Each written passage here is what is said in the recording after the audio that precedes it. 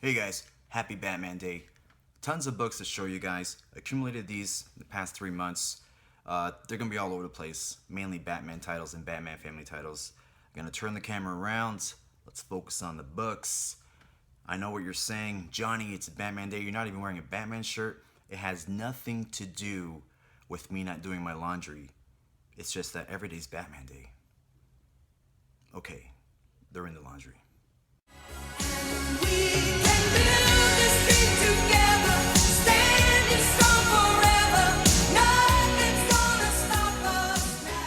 Starting things off with Amazing Heroes, issue number 27 from 1983. Great cover by Jim Aparo. If it looks familiar, it's because it comes from the miniseries Untold Legends of the Batman. I think it was issue 3 or 4 that this cover originated from. Basically, this book has some stories. Of course, it's a special Batman issue, but it talks mostly about this new series that was out at the time called Batman and the Outsiders. So pretty cool to come across that. Finally came across this. I saw this in a Vincrew video. Very interested. It's the Comics Interview Special Edition with the Frank Miller's Dark Knight interview. Also has a conversation with Bob Kane and slightly controversial interview with Fred Finger, who is Bill Finger's son, and he shares the sad secrets of his father's last days. Pretty interesting stuff. Very excited to come across this.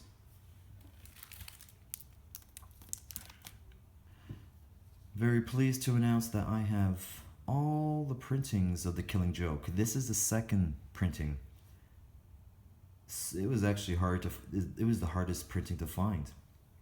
As you guys know, the first one is green, pink is the second. Oh gosh, then we got the teal, the yellow, the orange, and then from there on, the colors still stay the same, but the letters are not raised. They just, they're just the normal text. Prints, whatever. There's no texture on the cover. We have Detective Comics number 585. I've always wanted to talk about this. I've got this book a long time ago. I always wanted to talk about these cover swipes and why I love collecting swipes. So Detective Comics number 585, Captain America 272. One came out in April 88, and Captain America came out in 1982. Mike Zeck did the Captain America cover. As you see the rats on there, it's actually a story that features Vermin, who is one of my favorite characters from Spider-Man, especially in that Spectacular Spider-Man run. And this one here also features rats, mice, but it's not vermin. This cover was actually done by Jerry Bingham. If you guys recognize the name Jerry Bingham, he's the cover artist for the Son of the Demon, that Batman Elseworlds story that features the technical first appearance of baby Damian Wayne. So pretty cool swipe. Love this stuff. Just love Zeck a lot from this area. So, all right, let's get on with the main Batman titles. The main run that I'm chasing.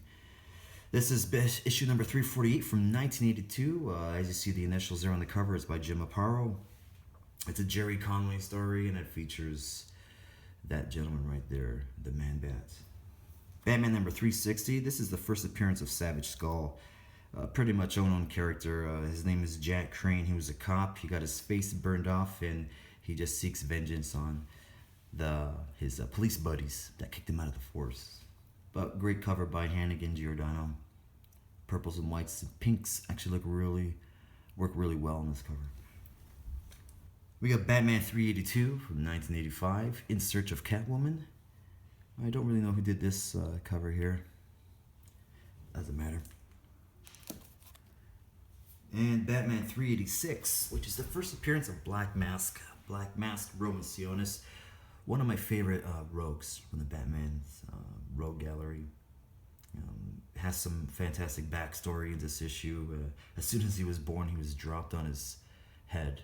So the Black Mask is, here they say he's crazier than the Joker, deadlier than Ra's al Ghul, introducing a villain for the 80s. He's very vicious. He's very intriguing. Right now, he's in the Red Hood and the Outlaws storyline, which that book is exceptional. It's probably actually my favorite Rebirth book right now. So pretty cool to come across this. These were all bargain bin finds, all cheap. Got them. I've accumulated these in 3 months, so these are, some people might already know that I already got these. Batman issue 391. There's an appearance of Night Slayer and also Nocturna. Tim Mandrake does the cover.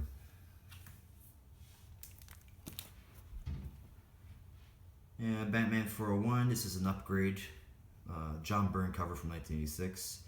And here is Magpie. Actually, her name is Margaret Pye. So Margaret, I don't know, Magpie's a pretty cool villain. I like the fact that she builds booby traps, replicas of items that she wants. So, like for example, in this issue right here, she booby trapped a necklace that pierced the neck of some woman, and she died. So she's pretty awesome. She's a scary villain, man. 547 Genesis ties into the Genesis event from 1997. You got some Kelly Jones. Batman 630. This is a Wagner cover. This is the last issue to the Scarecrow arc. That, as you can tell, the last straw. You see straw all over the cover. Pretty cool. And also Judd Winnick. This is like setting up for the return of Jason Todd Red Hood. So at the last few panels, we get a little nugget. Alfred provides us with a little nugget. It was really cool. Really cool issue. 631. This is the final part of War Games, that event that was from the Detective Comics that involved a spoiler.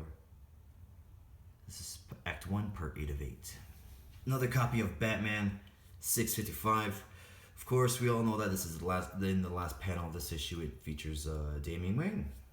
And this actually kicks off the debut of Damian Wayne. Batman 660, great Greg Lauren cover, love it. Part 2 of the Grotesque arc. But I love this book because it has the first and only appearance of Johnny Karaoke. I want more Johnny Karaoke stories. Bring that guy back, he's hilarious. He'll do well in the Bat books today. 677, I already have the variant for this issue. We all know R.I.P. Batman, great story. This is the actual regular cover done by Alex Ross.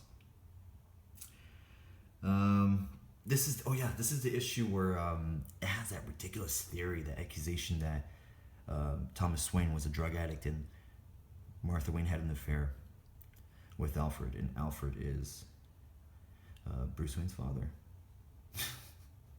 Pretty cool, eh? 694, some Tony Daniel goodness. 696, more Tony Daniel. We all know that Dick Grayson was Batman during this time, which is cool. I love the fact how the difference, the good writers, the good artists draw the Batman Bruce Wayne and the Batman Dick Grayson. We know the Batman Bruce Wayne is usually drawn as a character who casts shadows, and Dick Grayson, if you guys pay attention, he's actually one that lurks in the shadows and crouches in the shadows. Two little subtleties that a huge Batman fan like myself pays attention to and notices right away. So that's really cool. I love that sort of stuff. Number 704. Man, this issue wasn't that great. It actually features the first appearance of Peacock, which I'm going to show you on 707. There's Sensei and there's Peacock. No big deal. It's pretty cool. This is the last issue of Batman Superman, number 87. Love the Joker on there, about to hit Clark Kent over the head. Collecting the Batman Adventures. This is issue number 26. And issue number 34. Love these books, mainly for the Baxter paper interiors, which is really fun.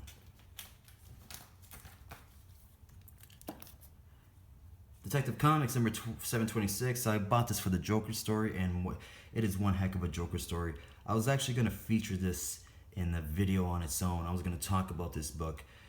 Basically, this issue takes place the anniversary of Jason Todd's death, and I love the timestamps that it has on the pages. It has timestamps of before and timestamps of present, and it's Batman racing to save the life of this little girl here who is locked in the trunk of a car underwater. And the Joker keeps on teasing Batman with clues. But Joker basically tells Batman where the girl is. And as soon as Batman finds the little girl, she's in the trunk of the car underwater with a breathing apparatus, with a scuba gear.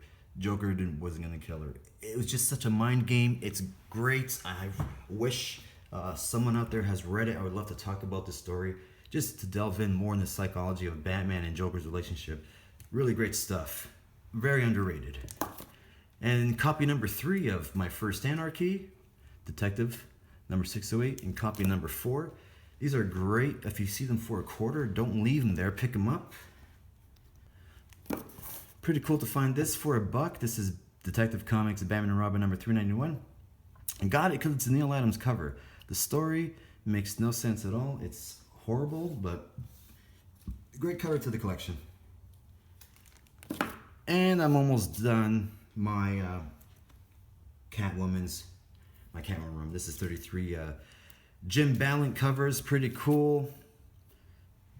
Like the Jim Balent. He actually did the latest Afterlife with Archie cover B, the variants. That was actually Jim Balent who did that cover of Afterlife with Archie. That featured Veronica and holy smokes, Betty and Veronica. Oh my God, I drew a blank there.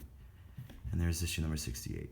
So, all right, guys, I got more Batmans to show you, but I am gonna leave it at that because I just don't feel like doing this anymore. But thanks so much for watching. Thanks for supporting. I just did 4 years. What the heck am I doing here, man? But anyways, thanks so much, guys, for the friendships and love and support. And because I'm shooting the video, that means I have some availability to watch your videos now. So I'm going to catch up on your videos, guys. See you later.